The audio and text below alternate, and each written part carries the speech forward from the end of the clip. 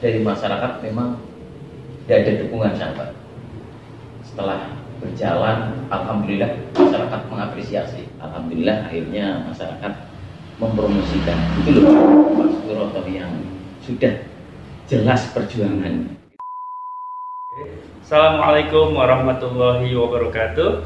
Oke, alhamdulillah, selamat datang di media Ansor PAC Kecamatan Wonotunggal. Alhamdulillah ini tayang yang perdana. Mulai tahun ini kita sedang merencanakan untuk membuat semacam media untuk kegiatan kita, baik itu di kegiatan Ansor, kemudian di kegiatan KNU-an. Nah, kita membuat media ini nanti akan ada 3 kegiatan. Yang pertama adalah kegiatan podcast seperti yang hari ini kita laksanakan. Kemudian akan ada kajian kitab juga. Ada berbagai macam narasumber yang nanti akan kita hadirkan.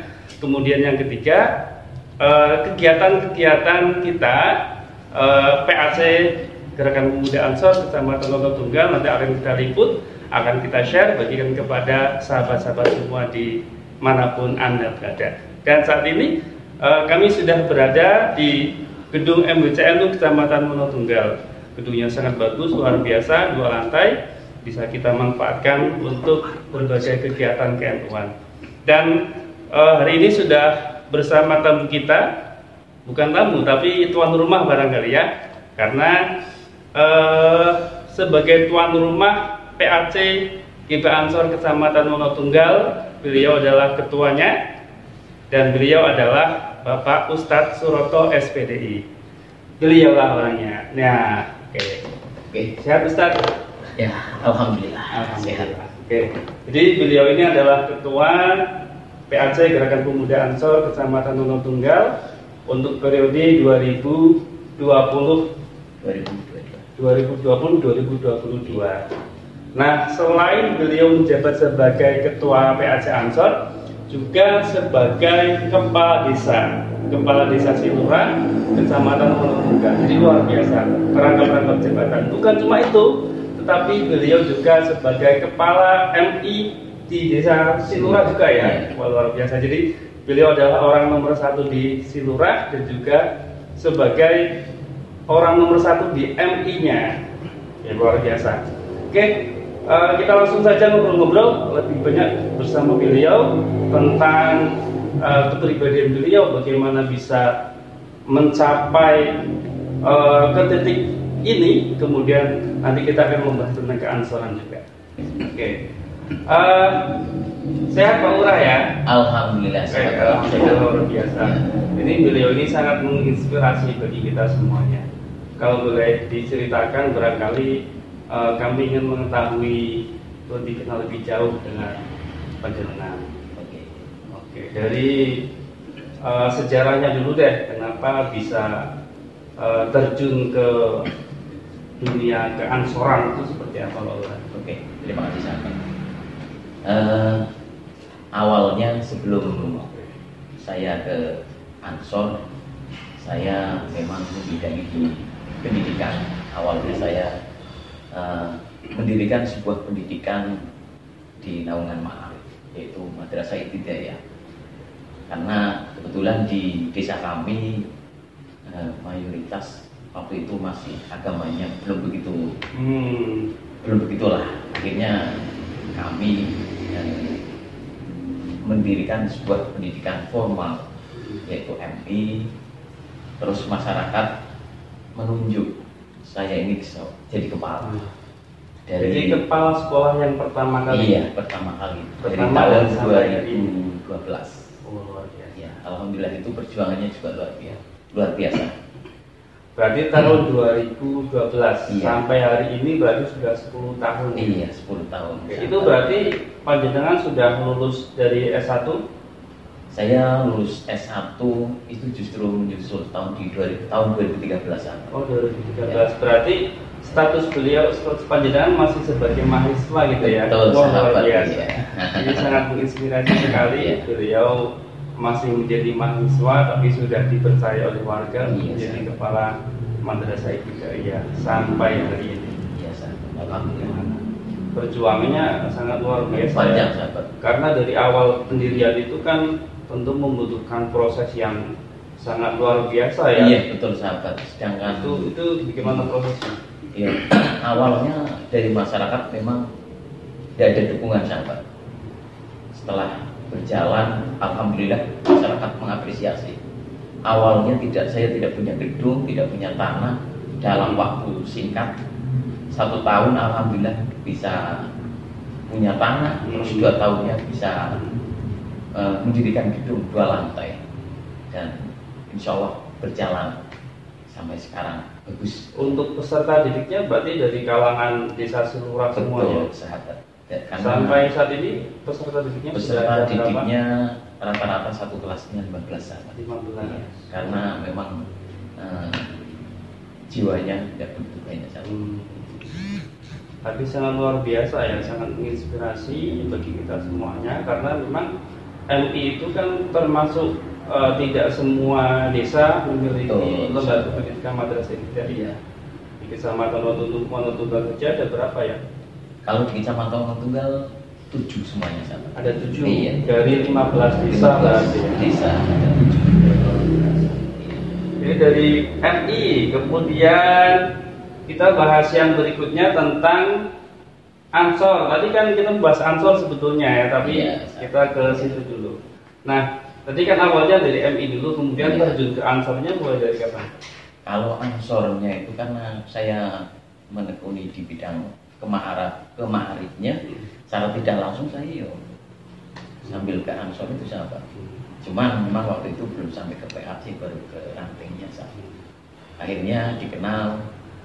Memang saya termasuk di bidang penyelenggaraan saya aktif terus sahabat. Waktu itu Pak Mastam saya ikut, di PPK juga saya ikut, sehingga masyarakat Kecamatan Wonotunggal itu memandang saya tidak asing. Kaitan integritasnya insya Allah tidak diragukan sahabat. Ya. Mohon maaf sahabat. Dalam hal KNU-an gitu ya, itu pengabdiannya sudah sangat luar biasa. Maka ini patut menjadi contoh juga bagi kita semuanya, bagaimana supaya kita itu bisa mengabdikan diri kita gitu ya, menginfakkan diri kita bukan hanya untuk keluarga kita, tetapi juga untuk masyarakat, untuk umat juga gitu ya, sehingga ilmu kita bisa menjadi ilmu yang bermanfaat gitu. Nah kemudian Panjenengan ini kan menjadi ketua Ansor dari tahun 2020 ya? Iya, sahabat. 2020 sampai 2022. Iya. Untuk program-program yang sudah dilaksanakan apa saja itu Pak Lurah? Memang di program kami itu banyak sekali sahabat. Cuman saat sekarang yang kami lakukan karena masa pandemi, untuk istilahnya melihat langsung, terjun langsung ke rantingnya, yaitu kami melakukan turba. Iya. Turun ke bawah, betul. Bukan turun bareng ya sahabat ya. Iya. Melihat kondisi ranting-rantingnya sahabat, bagaimana kondisinya seperti itu. Berarti setiap kali kegiatan di ranting, jadi untuk PAC ini perlu saya sampaikan juga kepada sahabat-sahabat sekalian yang menonton. PAC itu adalah tingkat Ansor tingkat kecamatan. Kemudian di bawahnya itu ada ranting tingkat pedesaan. Jadi kita di PAC itu membawahi ranting-ranting yang ada di desa-desa, ada 15 ranting.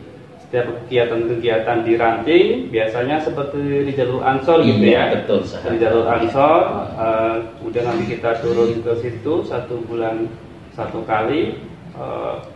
Berarti kegiatan di jalur Ansor itu yang dilaksanakan bacaannya apa saja Ustaz? Ya, ada roti bulu atos, terus selain itu juga maido, banyak sekali sahabat karena untuk menggali potensi. Begitu.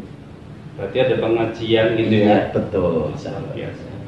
Ya karena ini kan menjadi PR bagi kita supaya teman-teman pemuda ini tidak kehilangan jati dirinya. Betul, sahabat. Ngumpul-ngumpul tapi ada ilmu yang kita bicarakan gitu ya, dalam forum pengajian di jalur Ansor tersebut. Itu kan berarti ada yang kegiatan di jalur Ansor tingkat ranting, ada juga yang tingkat PAC-nya. Betul sahabat ya. Itu dilaksanakan setiap? Kalau di jalur Ansornya dilaksanakan 35 sehari, 35 hari sekali. Oh, berarti dalam hitungan ini ya, kalender Hijriah. Kalender Hijriah ya, setiap Jumat Pahing sahabat. Jumat Pahing. Iya, tapi kalau turbannya saya target minimal 1 bulan itu 5 ranting. Itu minimal sahabat. Oke. Saat ini sudah berjalan? Kalau saat sekarang berjalan sudah ada 8 ranting. Sudah ada 8 ranting. Oh, iya. Luar biasa. Jadi tinggal 7 ranting Iya, yang perlu ya. sahabat. Oke, itu untuk kegiatan Rizalul Ansor. Kemudian yang lain ada lagi? Ya, tentang kaderisasi, dan insya Allah untuk kaderisasi akan saya laksanakan karena mengingat waktunya ini mau lebaran, mau menjelang bulan puasa. Insya Allah setelah bulan puasa saja. Kalender hijriahnya insya Allah di bulan Syawal sama. Oke. Ini kan sudah masuk bulan Rajab ya. Iya, Rajab betul. Bulan Syaban, Ramadan, nanti ini sudah masuk ke bulan Syawal. Oke, itu ngobrol-ngobrol kita terkait tentang keansoran. Jadi ada banyak sekali kegiatan-kegiatan yang dilaksanakan di PAC Kecamatan Wonotunggal ini, dari mulai turun ke bawah, turun ke bawah, turun ke ranting gitu ya. Nah, kemudian ada beberapa kegiatan-kegiatan juga yang lainnya. Nah, yang menarik dari tamu kita hari ini, selain beliau sebagai ketua Ansor, juga sebagai kepala desa. Kepala desa itu berarti orang yang nomor 1 di desa Silurah, Kecamatan Wonotunggal. Itu baru di tahun berapa Pak Lurah? Kalau saya kepala desa periode 2020 sampai 2026.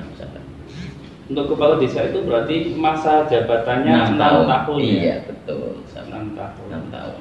Oke, boleh diceritakan tidak Pak untuk perjuangan bisa mencapai memperoleh suara terbanyak kemudian terpilih menjadi kepala desa itu seperti apa? Ya, ini motivasi buat sahabat-sahabatku semuanya. Jadi awalnya saya berjuang ikhlas tanpa mengharap apa-apa.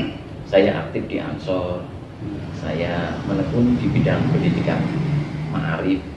Ini adalah sebuah hadiah bagi saya. Alhamdulillah akhirnya masyarakat mempromosikan itu loh Pak Suroto yang sudah jelas perjuangannya, begitu sahabat. Berarti wasilahnya melalui Ansor. Iya, itu pun saya tidak mengharap wah itu nantinya saya menjadikan sedikit pun tidak ada sahabat. Iya, dipinang istilahnya sahabat. Oke, berarti melalui wasilah Ansor itulah kemudian nanti bisa menjadi apapun gitu ya. Iya, karena kita sudah ada banyak contoh selain di Kepala Desa Silurah, juga di Desa Wates ya. Iya, Desa Wates, Bapak Wahyono. Iya. Assalamualaikum Pak Wahyono, semoga menonton nanti. Beliau juga Kepala Desa Wates yang dulunya juga sebagai Kasat Koryon Ansor PAC Kecamatan Wonotunggal. Luar biasa, ilmunya bisa bermanfaat, kemudian bisa menjadi kepala desa di desanya tersebut. Berarti untuk kepala desa itu masa jabatannya 6 tahun, ini baru berjalan 1 tahun. 1 tahun gitu ya. Ada suka duka barangkali? Ya jelas tentu ada sahabat. Tapi sukanya itu gini sahabat. Bukan istilahnya senang dipanggil Pak Kepala tapi senangnya itu intinya bisa istilahnya bisa untuk bermanfaat untuk masyarakat. Ketika ada permasalahan bisa memecahkan, itu adalah kebanggaan. Tapi harapannya jangan sampai ada masalah sahabat. Contoh permasalahan apa yang kemudian bisa diselesaikan dan itu bisa menjadi sebuah kebanggaan tersendiri bagi panjenengan? Permasalahan banyak sekali sahabat. Contoh satu. Contohnya gini sahabat, kenakalan remaja. Ya. Otomatis yang dilirik pertama kan Bapak Kepala Desa. Itu Bapak Kepala Desa itu warganya kok nakal. Akhirnya masyarakat terjun menyapa pada masyarakat yang nakal. Akhirnya saya klarifikasi, saya tembusi. Alhamdulillah sebagian sadar itu kan merupakan bagian. Kenakalan remaja itu kan banyak sekali. Betul sahabat, iya. Tentang seks, tentang apa? Iya. Di antaranya miras. ada gitu. Minuman keras, bahkan judi pun ada. Alhamdulillah sudah terselesaikan. Artinya ya waktu itu anak muda banyak yang terjun di situ lah. Tapi alhamdulillah karena saya sering mensosialisasikan bahayanya miras, dan saya sering mendekati pada warganya, alhamdulillah berkurang lah, minimal berkurang. Jadi alhamdulillah mulai bisa dikurangi gitu ya yang negatif tersebut. Itu tadi suka ya? Dukanya ketika banyak sekali sahabat. Atau barangkali suka terus nggak ada dukanya? Memang betul sahabat. Ketika ada sedikit duka, kalau kadang dari sahabat Ansor mengobati. Iya, dari anak didiknya kadang bisa mengobati, karena obat saya itu ringan sekali sahabat. Ketika anak didik saya berprestasi, itu saya merasa bangga sahabat. Jadi saya teringat dawuh dari Abah Maulana Lutfi bin Yahya. Beliau menyampaikan bahwa dua orang yang apabila orang lain tersebut lebih bahagia, lebih sukses, dia akan lebih senang. Jadi begini, orang tua maupun guru itu adalah orang yang sangat bahagia apabila melihat anaknya atau peserta didiknya, muridnya, dia lebih sukses daripada dia. Dia akan merasa lebih senang, dia akan merasa lebih bahagia.